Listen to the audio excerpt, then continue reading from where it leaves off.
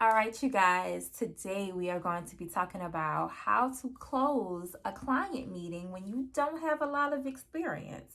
Like you sitting in those meetings like, I don't even know how I got this meeting, but I'm just glad to be here. Like those kind of clients. So, I have some advice that I hope that you will find helpful, right?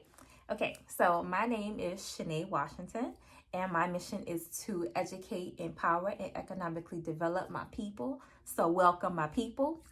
And first thing that you want to do is to make sure that you know why or how you got the meeting, right?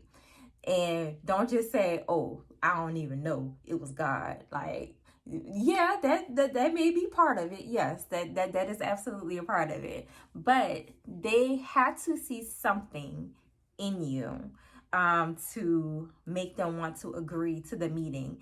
It may not have been your work. It could have just been you. It could have been word of mouth. It could have been an ad that you did. They could have came across your content organically. So you just don't know. But anywho, the reason why I said that you need to know why you are having this meeting or how you got the meeting is because they have some kind of notion, some kind of expectation about you. And you need to know how you got the meeting so you could bring that with you to the meeting. So, I'm going to go over some ways that I prepare for my meetings and how I execute my meetings. And I'm going to tell you, like, I don't have this big, huge local brand. It's all I tell my clients all the time. All I have is me and my word. And that's it, So I don't have, large notoriety, but I do have a client list, a paying client list, and I don't work a 9 to 5, so something has to be working, right? So, anywho, so this is what I do before I go to my meeting. So, a few days before, depending on how long you have to prepare, but before your meeting, you want to do some research. And I'm not talking about extensive research, but you need to research your client. So, depending on what it is that you're going there for, so like whatever your service is, but you need to research what are they currently doing, what are their social media like what's their engagement like do they have a large following, and look more into, okay, they hired me to do this, but who's doing it now and what exactly are they doing. Look for interviews, get a feel for their personality, and write those things down, because those are going to be cues and triggers for you while you're actually in your meeting. And I find that the best things to do is to not only look at their website, look at their social media, look for interviews and stuff, but also if you have any mutual friends, if you know someone that knows the person who you're going to be meeting with, just pick up the phone and say, hey, so I have a meeting with so and so, and I'm just trying to get a feel for the personality. So is there anything that you can let me know about them? That information is golden and should be protected at all costs. So definitely write that down if you're able to get that info. And if not, that's okay. A simple Google search, YouTube search should do the trick. And also, you want to also learn how they kind of like how they move with their customers. So you want to read reviews if they have them online, and see what their customers are saying about them, and see if they're responding. See kind of what their vibe is with how they operate, because that's going to help you as far as with talking points in your meeting.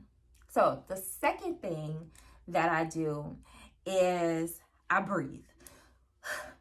That's it. Because honestly, I get a little nervous in talking to new people. I am very much an introvert with an extrovert type of job. So I have to put myself out there, and I have to show my personality and who I am, even though I don't like to. I like to kind of keep to myself. But after I do my research, I have my notes, I just breathe and I get a good night's sleep, and then I go to my meeting. So what I do, which is very critical for you in this meeting, is I actively listen. All of that research you've done, that wasn't so that you can spurt it back out to the client. They already know who they are and what they do. So they don't need you to do that. That's just for you to get a mental note of what it is that they do before you're walking into a meeting cold turkey. So what you want to do is just actively listen during this meeting, and they're going to tell you everything. They're going to tell you what they want you to do. They're going to tell you some extra stuff, and they kind of just want to get a feel for who you are. Who are you, and who am I about to do business with? Because a business relationship is not just a transaction. You don't want that type of business. You want a business relationship where you can actually call the owner. You can let them feel comfortable with you, to have a real honest conversation with you about their struggles, about their wins, about upcoming projects. Like, that's where you start to build that trust, and it all starts in that first meeting. If you miss it in that first meeting, 9 times out of 10, your transaction, if it does go anywhere, is just going to be just a transaction. You're going to do the job, and then that's it. If you do a good job, they may or may not call you back, but you didn't build that relationship. So you're not going to be like the go-to person, like they're still going to be, putting out feelers out there, to see who all can do the job. So actively listening, I cannot stress enough, is the most important piece. And do more listening than talking. Like, ask your follow-up questions, but you want to do more listening than talking.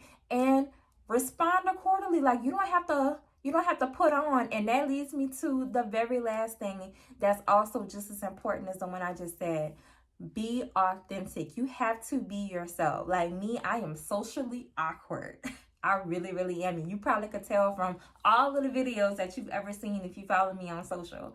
I don't like it. I do not like it. But if I feel like I have something to say and something to share, then I must do it. And video is the most impactful way to do it, or saying it in person is the most impactful way to do it.